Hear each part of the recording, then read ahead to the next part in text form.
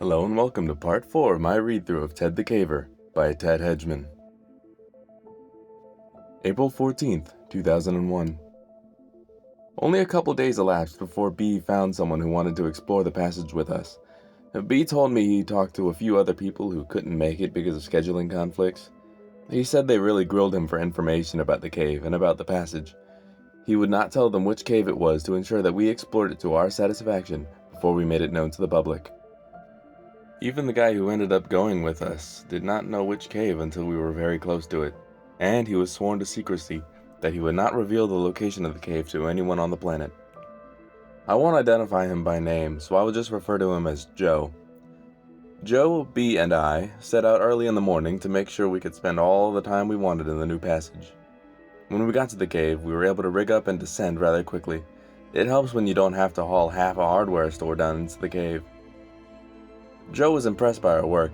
Even B and I took a minute to pat ourselves on the back for all the hard work we put in, and for the fact that we made it through. Joe is a rather thin caver who has had a lot of experience in caves. He said this might be the tightest squeeze he had been in, but it didn't bother him. I knew that physically he would be able to make it, since I was bigger than him and I made it. He was just as excited as us to get through and get caving, maybe more. He quickly got ready and was waiting to hear what the plan of attack was going to be. I figure I would send him through first, since he was ready and I would follow. B would pass our gear through and wait for us outside the passage. B would give us about 2 hours to return. That was nice of B to go down into the cave and babysit us. It gets boring sitting there in a cave. With our plan set, we were ready to roll. It was perhaps irresponsible of us not to tell Joe about all of the unexplained events that occurred in the cave until after we had gone through. But what exactly do you tell someone? How many of the weird things do we need to reveal to him? We did not feel that we were in any danger, or we would not go into the cave ourselves. Of course, when we did tell him afterwards, it was too late. I couldn't believe how easy Joe slipped through the passage. He said it was tight, but it sure didn't look like it. Once he got in, we passed him his gear, then I started in. Even though I knew that I could fit through, it was still a slow trip through the tomb. You can only go so fast when you're scooting with your toes. When I reached the tight spot of the squeeze, I had Joe snap a picture of me. I thought it would make a good photo. Once I got through, B started to relay my stuff to me. Then disaster struck. I had gone all the way in and turned around to pull my gear through. I had to kneel down and still crouch down low. I had just got my helmet, ironically, and light, and was turning around to feed the rope back to B when I smacked my head on the top of the passage. Human skull versus solid rock. Rock won. I told B what had happened, so he sent my first aid kit through. I was bleeding, but even worse, I didn't feel too good. I patched myself up, then told Joe I didn't think I'd better continue. He looked like a little kid who was told that Christmas would be canceled. Although I didn't like the idea of him exploring the cave without me, for selfish reasons, of course. I wanted him to at least see part of the cave before making the trip out of there. I told him how far to go and how long it would take. Then I sent him on his way. As I laid there, I could hear him crawling into the darkness. His light disappeared after the first turn. I rested a minute or two, then began my journey back through the squeeze. It was disappointing to get all the way to the cave and then not be able to explore it to its end. Actually, it is killing me. After I got through Floyd's tomb, which was painful, I sat down and munched on a Cliff Bar while B and I chatted. I told him I would pay for a motel room if he would stay overnight. Then we could see how I was doing the next day and make another attempt at the cave. I felt goofy for having smacked my head on the cave wall. B said he was willing to give it another try tomorrow. He was just as anxious to put some closure to this cave. As long as Joe would stay overnight, we determined to wrap things up the next day. Once this was settled, we just sat back and enjoyed the darkness. We could hear no sounds coming from the passage. The silence reminded me of that scraping noise that I heard last time we were out here. I brought up the subject with B since I had not explored the cave completely. I could not offer any explanation of what could be making that scraping noise, or that changed the wind strength, or the rumbling, or that terrible scream that we heard. Suddenly, we both wished we had not sent Joe into the cave alone. B went to the hole and yelled into it, "Joe!" No answer. Not surprising, you can't hear each other when you're very far apart in a cave. We nervously awaited any sounds. Good sounds, that is. Joe-type sounds. The 20-minute time limit we had set passed, then 25 minutes. I really had no desire to climb back through the squeeze. My head was still throbbing, and the squeeze looked tighter than ever. Still, I knew I was going to have to make sure Joe was safe. Just as I was getting prepared to go back through, I saw a light deep in the passage. "Joe!" I called out. Nothing. "Joe!" Still no answer. The light got brighter, and I could hear the noise of someone crawling across the broken rock that lined the cave. "You okay, Joe?" "No," was his weak reply. When he got to the other side of the tomb, he said he was not feeling well. He quickly took his gear off and put them in a bag so we could pull it through. As I pulled the bag through the passage, he began to climb back through the tomb. We didn't even get a chance to question him about what he saw before he was coming back through. He quickly slipped through the squeeze in the hole, and we finally got a look at him. He looked terrible. His face was pale and he was out of breath. The dust that covers the floor of the squeeze left its mark on his face and clothes. He had numerous small cuts and scratches on his face and arms, probably from his rapid exit from the passage. His eyes were wide open. We only had a brief moment to look at the change that had occurred to Joe before he started to head up and out of the cave, without saying a word. While Joe and B started for the surface, I took a minute to gather our gear. Then I stopped to listen into the passage. I heard nothing, and I felt nothing. The wind had stopped. Part of me wanted to get out of the cave as fast as possible, but another part of me wanted to immediately climb back through the passage to find out what made this cave tick. Then was not the time, though. I still felt a little dizzy from my injury. At that moment, I noticed B and Joe had made good time getting up the cave passage, and I was left alone. Chills ran through my body as I scurried to catch up with them. Once we got outside the cave, I figured we would be able to find more out from Joe. But when we got up to the final climb, he just unclipped from the rope and went straight to the truck. In the light of day, he looked even worse than in the cave. B and I gathered up the rope and our gear and headed for the truck. Joe said he did not want to stay overnight because he felt terrible, and we believed him, so we headed home. We could get no more information from Joe. He just stared straight ahead. He was shaking like a leaf, and he said he was not cold. When we tried to question him, his answers were short. I asked him if he saw the hieroglyphics. No. Did you hear us yelling? No. Well, did you see the round rock? No. Did he see the crystals? No. He said he just went a little ways in and started to feel sick. Something was fishy about his answers. He would have had to have seen the crystals if he got far enough into the cave that he couldn't hear us yelling. But why would he not elaborate? The rest of the trip passed in eerie silence. Joe didn't say much else. We gave him a brief outline of the strange events that happened in the cave. He didn't reply. As we were dropping him off, we asked if he wanted to go back in the cave. He shook his head and ran into his house. I tried to call him later in the day and the next day, but only got his voicemail. April 28th, 2001. In this journal entry, I discussed briefly the feelings B and I had at this point. I would like to elaborate on those feelings and set the mood for this part of my journal.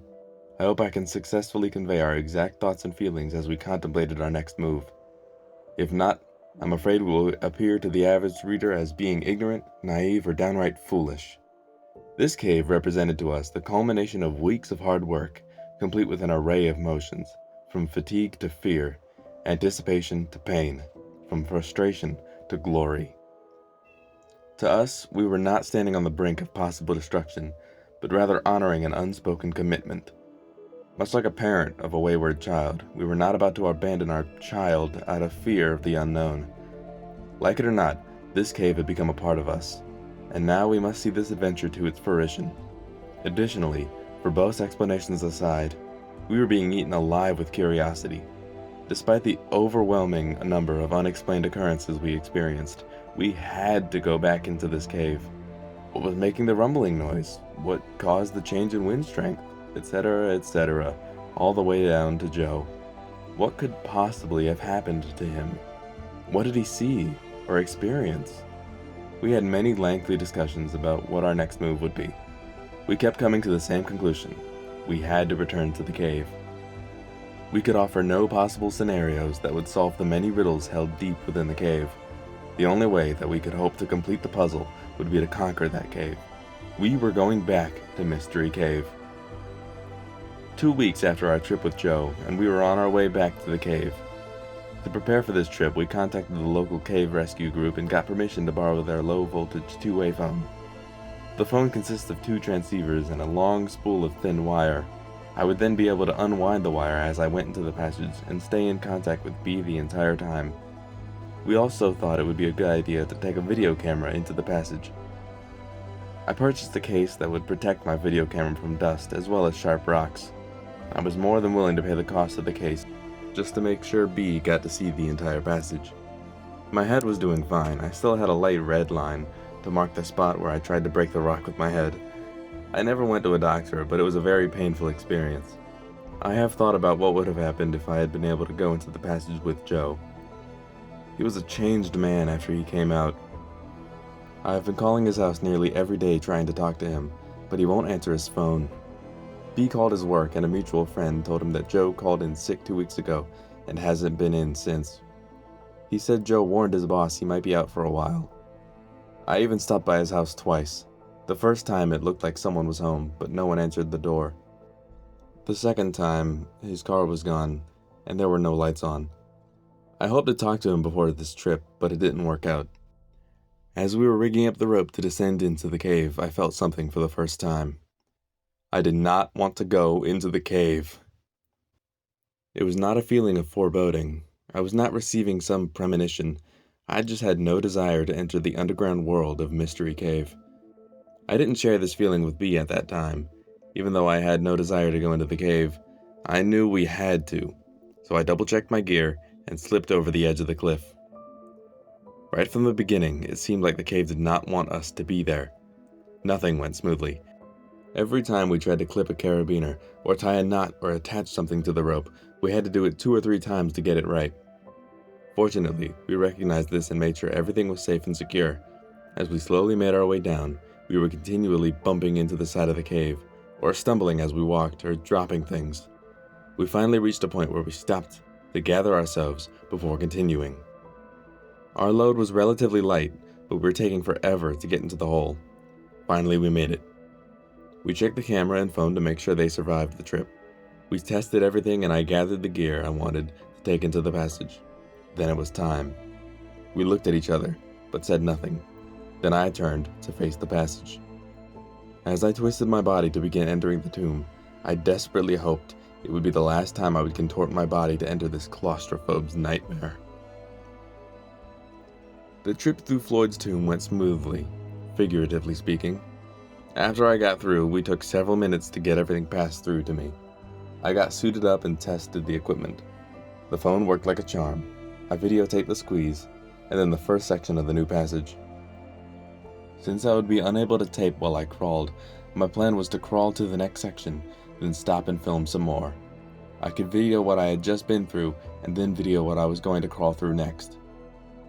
That way, I could get each section from both ends. I was starting to feel pretty good about the trip. I felt a sense of personal satisfaction at being able to provide a way for B to see the fruits of his labor. It was awkward lugging the camera and unrolling the phone wire while trying to crawl. I knew it would be worth it though. The small formations were too small to show up on the video.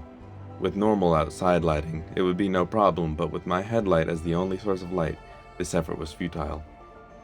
The crystal formations turned out quite nice. They were easily large enough and made for some pretty good footage. I took advantage of the film stop to check the phone. It was comforting to hear someone's voice deep within the passage. We chatted briefly, then I unplugged the phone and prepared to continue. The phone resembled an oversized regular phone, more like the ones you would see in war movies. When I wanted to talk to B, I would just plug the phone into a special jack on the spool of wire. The power source was on B's end of the phone, so it was always turned on. The reception was as clear as a normal phone. I continued forward. Even though process was slow, it was steady. Things were going pretty good until I reached the round rock. Once again, I got a strange feeling, just like last time. I looked around carefully but saw nothing to be alarmed about. I proceeded to film the entire room. Even though process was slow, it was steady. Things were going pretty good until I reached the round rock. Once again, I got a strange feeling, just like the last time. I looked around carefully but saw nothing to be alarmed about. I proceeded to film the entire room. I got good shots of the round rock from all angles. I got the walls, ceiling, and floor to the best of my ability. I even got some pretty good tape of the figure on the wall. It was difficult to make out exactly what was on the video, but you could definitely tell something was there. After I taped everything to my satisfaction, I moved toward the end of the room to prepare to explore new territory. At the far end of the large room was a passage that led to darkness. The entrance was about a foot lower than my head, and it looked like it continued at that height for as far back as I could see. I ducked under the ceiling and prepared to see new sights. The walls of the new passage were darker than the rest of the cave at this point. The floor was made up of the same type of broken rocks. The ceiling had the same type of near-perfect arch as in the old section of Mystery Cave. It almost seemed out of place in the jagged atmosphere of a cave. I could only see back about 30 feet or so where the passage appeared to make a right-hand turn. I thought this would be a good place to check in with B. It took a couple of beeps before he answered the phone, but once he did, his voice was still crystal clear. It sounded like he might have been snoozing. Had I been gone that long? He said he was doing fine and that I could take as much time as I needed. I thanked him and hung up. His patience has been wonderful during this whole project. He has spent a lot of time just waiting for me while I explore the passage. I was glad he was still willing to sit and wait. I hung up the phone and started to film the new passage. Then it happened. From behind me, I heard the scraping noise. It was loud. It was close. It was coming from the large room I had just left. I wheeled around to face whatever had made that noise. When I did, I lost my presence of mind and stood up at the same time. My helmet crashed into the passage ceiling. My light broke, and I was buried in the heavy darkness. Pain shot through my neck and down into my back. The helmet had protected my head, but my neck was nearly numb from the impact. Fear enveloped me, and my knees began to weaken. I slowly and involuntarily slumped to my knees. I gently set the camera down as I began to see stars from the pain in my upper back. The scraping noise lasted only a second, and now the only sound I could hear was my own panic-inspired breathing. Not only could I feel the fear thick upon my chest, but the darkness seemed to hold me in place. I felt like I was vulnerable from every direction. I wanted to turn and look behind me, and to the side of me, and in front of me. Everywhere I looked, I saw black. Finally, I broke the stupor of terror long enough to reach for an alternate light source, the mini-mag on my helmet. I twisted the light to turn it on, and when I did, I nearly cried.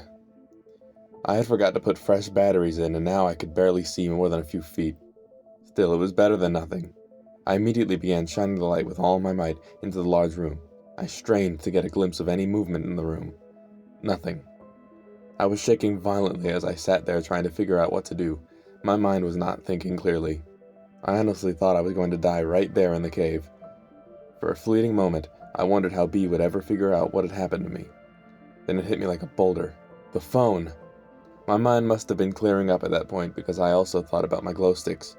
Without taking my eyes off the large room, I felt around in my pack for the glow sticks. Since I was carrying the phone and video camera, I removed as much as possible from my pack, and one of the things I left with B was my backup headlamp. Thus I was left with only the glow sticks. I found one and ripped it out of the package. I could tell something was wrong by how it sounded. It had inadvertently broken and was now useless. I chucked it to the ground and searched my pack for another one. I took my eyes off the large room, only to check the passage behind me occasionally. I found another glow stick, broke it to light it up. The soft green glow created eerie colors on the walls of the cave. The stick provides barely enough light to see the immediate area, and provided no hint of what lay ahead. I felt the pack for one more light. Again, without taking my eyes off the room, I felt a third glow stick and ripped it out of the package. After breaking it to make sure it worked, I hesitated, then threw the glow stick into the large room.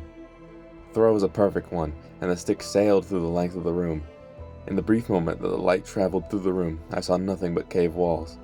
The absence of anything unusual did nothing to ease my state of panic. At the far end of the room, I got a brief glimpse of the round rock as the light bounced on it.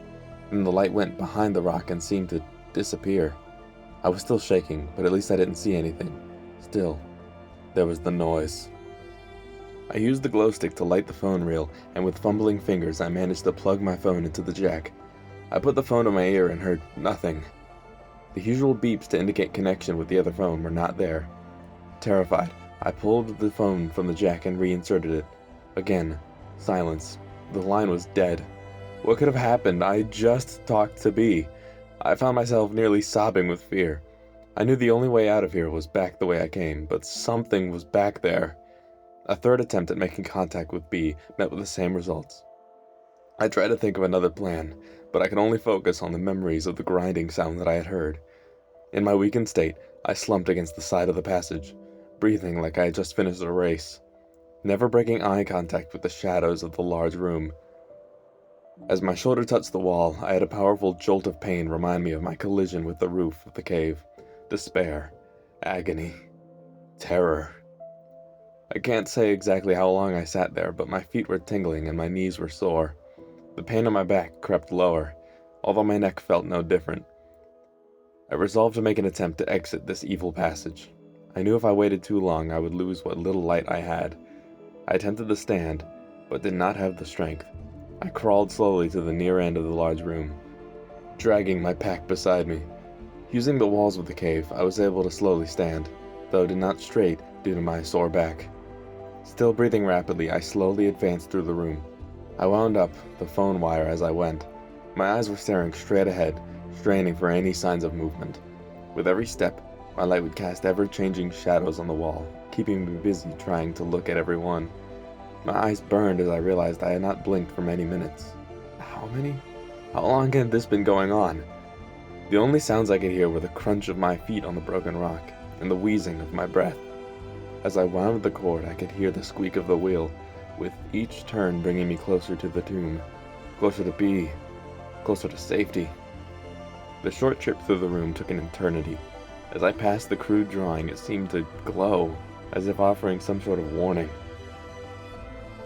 I didn't know what the cave drawing represented, but everything about this cave seemed to instill fear. Toward the far end of the room, I could see the round rock dimly at the far reaches of my light. Something seemed different about it, but I couldn't tell what. When I got within a few feet, I could finally tell what had changed. It had moved. That was the sound I had heard.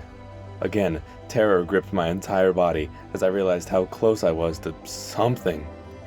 I had no choice but to continue. Still, it was not easy. I inched toward the rock, holding the glow stick ahead of me, in my shaking hand, using it to pierce the darkness. I stopped just this side of the rock and wound up the slack in the phone wire.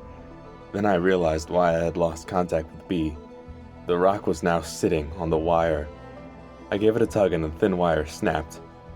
My only hope of contact with the outside world ceased to exist when that wire broke.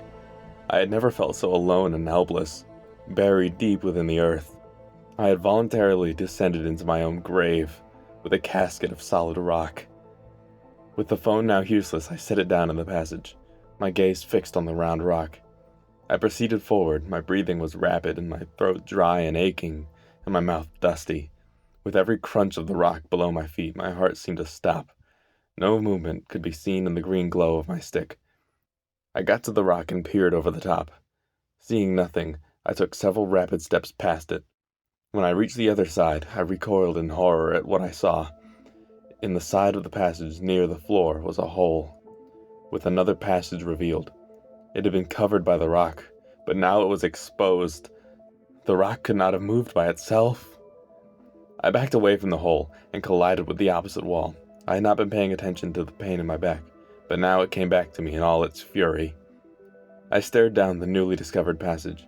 It went down at a 45-degree angle and continued straight for as far as I could see. Several feet down, I could see the glow stick that I had thrown. It illuminated the passage enough that I could tell the walls were fairly smooth. The floor seemed to be the same way, unlike the rest of the cave. The passage was about 3 feet in diameter as far as I could see. It would have been an easy passage to explore, if I had the least desire to do so. Right now, I wanted out of the cave and into daylight. I slowly backed away from the hole toward B. I never took my eyes off the abyss. I nearly tripped over the phone wire as I turned to leave this devil's lair. I noticed my mini-mag was practically dead, leaving me with only the glow stick. I wanted to sprint to Floyd's tomb. Just hearing another human being would help alleviate some of the fear I was experiencing. As I turned away from the large rock in the hole, I felt an overwhelming sense of panic fill my soul. It felt like a legion of demons was about to attack me from behind. I felt like my salvation lay ahead of me in the darkness, and Lucifer was behind me, trying to grab me from safety. I found myself moving much faster than I should have been in that cave. My only thought was to get out as quickly as possible. I passed the crystal formation, barely even noticing this beautiful creation of nature in the green glow of my light. Every time I ducked to avoid a rock, I felt my back scream. It's a reminder of my injury. When I got to the point in the passage where I had to crawl, I flung myself down on all fours, barely slowing down as I dropped. When my hands came in contact with the cave floor, I felt an electric shock shoot all the way down my back, and simultaneously down my arms. For the first time since this nightmare had begun, I let out a scream. I crumpled down and lay there on the rock, with new levels of pain manifesting every time I inhaled. Whimpering from fear and pain, I tried to listen to any other noise in the cave. I could feel the silence pounding in my head. I knew from previous trips that B was still out of earshot, but I was close. Forcing myself to move, I winced as I pulled my body onto all fours and started to progress along the cave. I still held the glow stick in my hand, but I had ceased checking behind me. Now my focus was ahead of me. I reached the point where I could yell to B, but I didn't make a sound. I didn't want to stop long enough to talk. Finally, I reached the last stretch of the cave before the squeeze. As I was crawling toward the beginning of the tomb, I called to B. He answered back. I screamed to him to get everything ready to go. He asked if I was okay. Since he hadn't heard from me on the phone, he had gotten worried. I told him no, and to get everything ready to go. When I reached the rope, I flipped off my helmet and shoved it into my pack. For the first time, I realized I had forgot my video camera. It was a fleeting thought. I cared no more about that camera than a passenger of the Titanic cared about a hat or a coat. I tied the pack to the rope and told him to pull it through.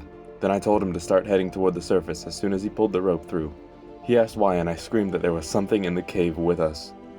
My back ached with every move I made. I knew it didn't matter, though. I was going to get through the tomb as fast as I could, injuries notwithstanding. Just as I started into the squeeze, I felt the wind in the passage increase, and with it the most nauseating stench I had ever experienced. It smelled like damp, rotting, rancid, putrid death. I almost started to dry heave. I pulled my shirt up over my nose to shield me from the overpowering smell. At this point, B smelled it too. He yelled, "What is that?" Then he yelled at me to hurry up and get through. I told him I was coming. Then I took a deep breath through my shirt and started back through. B's yelling had intensified my fear and panic, as if I needed any help. I knew he could sense the urgency in getting out of this place. Still, as I worked my way through, I yelled at him to start up, that I would catch up with him when he got through. He said he would. He placed my glow stick inside the passage, then began the climb out. This time through the squeeze, I had no regard for the tightness of the passage.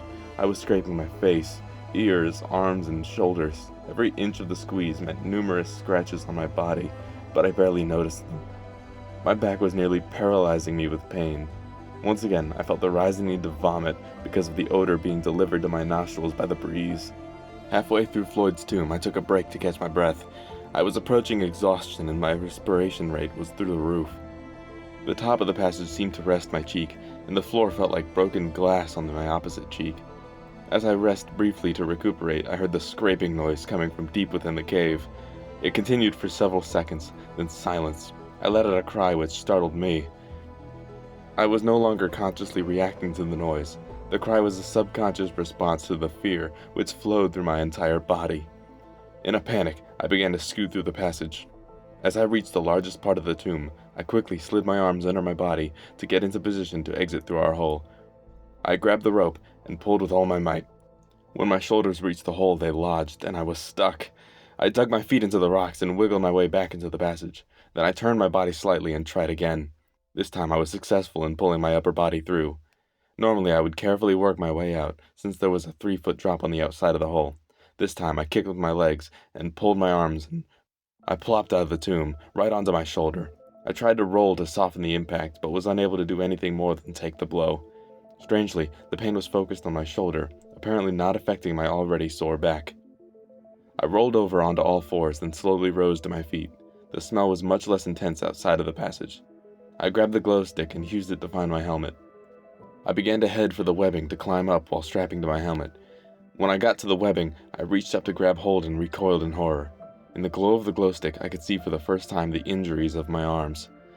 My forearms were covered with deep cuts and scrapes. Much of my arm was covered with blood.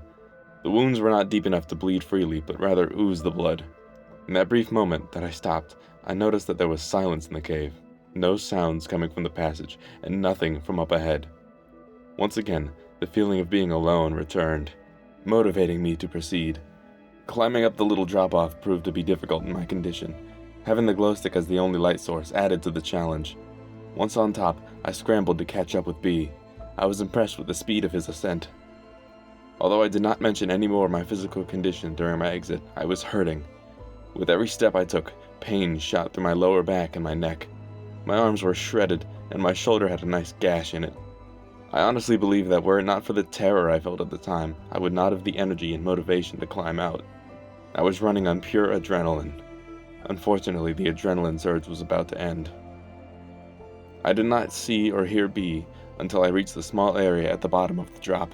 He was on rope and climbing out as fast as he could. I could hear him moving quickly and breathing heavily. I called out to him, and his startled reaction told me he was nearly as tense as I was. He told me to get on rope and start climbing. We both knew that would be dangerous and not something we would never normally do, but this was different. I stood there looking up at where the rope disappeared into the darkness above me. It danced around as B made his way to safety. He was out of sight, but I knew he was close. I knew the rope was my lifeline to the outside, to light, to safety. Behind me was darkness, fear, the unknown. I had the fleeting thought of a movie scene where the actor had outwitted the monster and had reached the front door of the haunted house. Just as he reaches for the knob, he hears a sound behind him and turns, only to see... I slid the glow stick onto the cord of my helmet and reached for the harness. Then I thought I would let B get a little higher while I pulled the rope up that was stretched down into the cave. That would make it easier to get out once we got up to the top of the drop. I chose not to wind the rope around my arm since it was sore and bleeding. So I just pulled it into a pile on the floor. From above, I heard B warn me, "Rock!" and I ducked under the ledge as several small rocks landed on the floor near my feet. I quickly went back to pulling the rope in. I had about half of it in, about 50 feet, when the rope hit a snag. It was solid. There was no way I was going to crawl back in to release it, so I decided to just forget the rope and get my harness on, get out of the cave. I quickly threw the harness around me and started to buckle it. Before I could secure it, I heard a strange noise at my feet. My pulse began to quicken. I looked down at the rope, only discovered, to my horror, that the rope was disappearing down into the darkness. Something was pulling the rope back into the cave. I let go of the harness and began clawing my way up to the rope. The unbuckled harness fell to the floor. Fortunately, I held on to the ascender. At the moment, I could not think straight and began climbing out of the cave without being attached to the rope. I had climbed out many times without using an ascending device, but I was always attached to the rope, just in case. I was climbing as fast as my battered body could haul me up. I was in a near panic state again and consequently was scraping, bumping, and gouging my arms and legs. As I climbed, I screamed to B that something was pulling the rope. He yelled back to hurry up. Luck was with me in that I didn't slip and fall back down into the hole. If I had, I would have bounced several times against the sides of the cave before smashing onto the floor. The injuries would be fatal. Without the necessity of having to stop to slide the ascender up the rope, I made excellent time getting up. I could see rays of light above me, coming from the entrance to the cave. That told me exactly where I was in the cave. I caught up to B on the ledge below, where our rebelay point was fixed. I told him to keep going. It would only take him a few minutes, but every second would be torture for me, because I had to wait for him to get up. I watched the rope that we had just climbed up. I expected to see some creature from deep within the earth climb up and make me its lunch. The rope moved around a bit, in rhythm with B's climbing, but did not appear to have any tension on it. As I stood there waiting for B, I kept watching the rope for signs of anything bizarre. I didn't know if my heart could take any more stress. I could not have been more wired. I tried to relax a bit to make sure I was thinking rationally, but my poor brain had reached sensory overload. As B reached the top of the last climb, I got ready to clip on my ascender and get my sorry butt out of there. It was then that I noticed that the rope began to tighten from below. I could feel the tension on the rope. but it was a steady tension, not like someone was climbing up. Either way, I wanted to get out of there as fast as possible. I clipped on and scrambled up the rope. I hadn't noticed, but B had kept on moving towards the entrance. I got up the last few feet in a hurry. I just unclipped and kept moving, leaving the rope behind. By the time I got to the entrance of the cave in daylight, B was almost up to where the rope was anchored. I wanted to get up so bad that I almost started a free climb, without clipping onto the rope. I could see B was almost up, so I clipped on and started up. I almost didn't make it up. I had just started up when I nearly collapsed from exhaustion. I managed to recover enough to pull myself up the last few feet. As I climbed, I could hear the tension on the rope manifest itself by the stretching noise in the rope. I prayed the rope would not break with me attached to it. The second that I had reached the top, I unclipped the ascender. I could see B kneeling down by the tree, so I limped over to him and collapsed. For the first time since I went through Floyd's tomb, we could see each other. We just stared. I knew I looked pretty bad, but didn't know that B was in such bad shape. He had cuts and scrapes on every exposed surface of his body. His face was pale, almost white. His mouth and his eyes were wide open. He was breathing heavily, almost gasping. The shock we shared at the other person's appearance was broken when we heard the rope around the tree stretch and the knot B had tied tighten. I was frozen in place, overwhelmed with fright. B seemed to be transfixed on the knot. Then in one motion he produced a pocket knife and began to work on the rope. It is amazing how a person's state of mind can alter the perception of time. I'm sure it only took 4 or 5 seconds to sever the rope from the tree, but it seemed like an hour. When the rope was cut, the knot fell to the ground, while the end of the rope zipped across the rocks over the edge of the cliff, the speed of it causing a humming noise as it went. As soon as the rope was cut, B let out a cry. He dropped the knife and fell backwards. Watching the rope fly over the edge brought the feelings of the passage back to me. I got up and headed towards the truck. I noticed that B was still laying there, wide-eyed, staring at the point the rope disappeared. I called to him, which seemed to break his trance. He got up and hurried away from the tree, the cave, the nightmare. Neither of us said a word all the way home. It is now 4 days after our trip to the cave. It has taken me 4 days and dozens of attempts to get this entire experience written into my journal. Every time I started to write, I recalled the terrible feelings I had and couldn't write anymore. I felt compelled to continue, so as to document the unbelievable events while all of the details were still fresh in my mind. I can still feel the pain, still smell the stench, still experience the terror. Even typing from my journal has taken hours. I would like to write more, but it will have to wait. Even now, with several days between me and the event, I can't relax. I can barely concentrate. That's all for now. Thank you for listening to part 4 of my read-through of Ted the Caver.